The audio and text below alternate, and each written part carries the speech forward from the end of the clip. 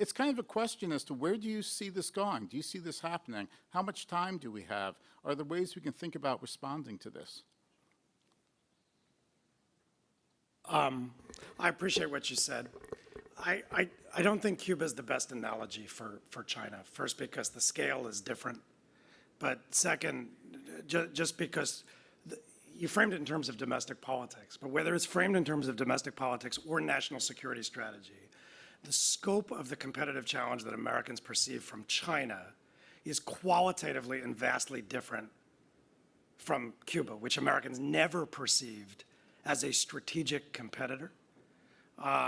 Cuba is not a nuclear weapons power, with which, if you believed Oriana's presentation this morning, the United States may fight a force-on-force conflict at the conventional level, which somehow will miraculously not escalate to the nuclear level, which is something that was never tested during the Cold War, by the way. All those years, the US and the Soviet Union never fired a shot in anger. It was all proxy stuff. But somehow the US and China are going to fight a conventional conflict and it won't escalate. So the scope and nature of the way Americans think about China and Chinese think about the United States is different. And I'm not saying it's not relevant, but it's just different in terms of national security, in terms of strategy, in terms of domestic politics. What I would say is there are 4 or 5 threads that I think are worth watching if you want to see where this is going to go. So one is the elasticity of what does and doesn't constitute national security in the American context and the way in which that becomes relevant to people that are trying to do business. You said something interesting on the last panel. You say, basically markets find a way. And I don't disagree. Markets often find a way. And in fact, I think a lot of what's happening, a lot of people are going to find ways to adjust their business models in China because there's still a value proposition in China, notwithstanding any of that. But the notion of what constitutes national security in the American context is more elastic than I've ever seen it. And so tech is really at the center of that because of a change in the nature of the technology itself. From the 1940s to the 1960s, a lot of weapons innovation drove commercial innovation. After the 1960s, with semiconductors and the commercial microelectronics revolution, a lot of commercial technology drove weapons innovation. You look down the road, next 10 or 15 years, this probably came up on the last panel, I didn't hear all of it. A lot of the critical and emerging technologies, AI-enabled applications, new synthetic and composite materials, life sciences and biotech innovations, nanotechnology, quantum computing, big data algorithms, that stuff is intrinsically dual use.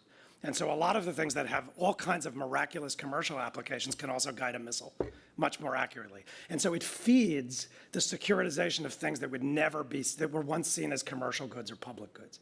And so you may be right that gets attenuated, but that's not the trajectory the United States is on. It's on toward an ever more expansive and elastic notion of what constitutes national security.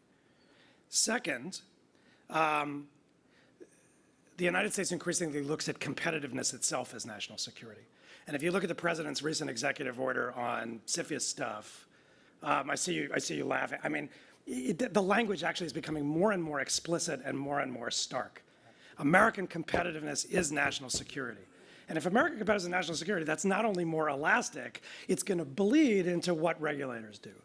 Okay? Third, there are some really interesting legislative innovations that my colleagues who've come from Washington will have seen in the last few years. Just take the Uyghur Forced Labor Act. In the Uyghur Forced Labor Act, companies have to prove the negative. You actually have to prove that you don't have forced labor in your supply chain. And the presumption is that you do. And because the presumption is you do, it shifts the burden from regulators and Customs and Border Protection onto companies. By the way, in an area where the Chinese have absolutely no interest whatsoever in helping you or to help facilitate inspections in ways that are invariably going to bleed into business models. And the legislation was written deliberately that way. And so it's a test case of whether legislation in future will be written more expansively in that way too. And that will affect corporate calculations. All right, then there is, as I said, extraterritorialization, the way the US is applying some of these things extraterritorially. And then I wrote something else and I can't read my own handwriting. So there's a fifth one that I will think of later and I'll circle back. But that's, oh, I know what it was, domestic politics. I wrote domestic politics on China Well, I'll let my colleagues reflect on domestic, but nobody likes China. It's not a top 10 issue for most people, but I mean, I'll just tell you, we're heading for midterm election next week. There are at least two pieces of legislation or other things that Ted Cruz and Elizabeth Warren are working on together. I've seen Marco Rubio work with Democrats. Richard Burr is working with Mark Warner. Alexandra Ocasio-Cortez signed a letter with Tom Cotton, of all people. So it defies political gravity in the United States. Now, will that hold indefinitely? I don't know. But I can tell you, as we get into what I think is going to be a bananas next 2 years, and then an even more bananas presidential cycle in 2024, I would not be banking on domestic politics providing either ballast or a counterbalance to lead to the kind of reversal that you're projecting.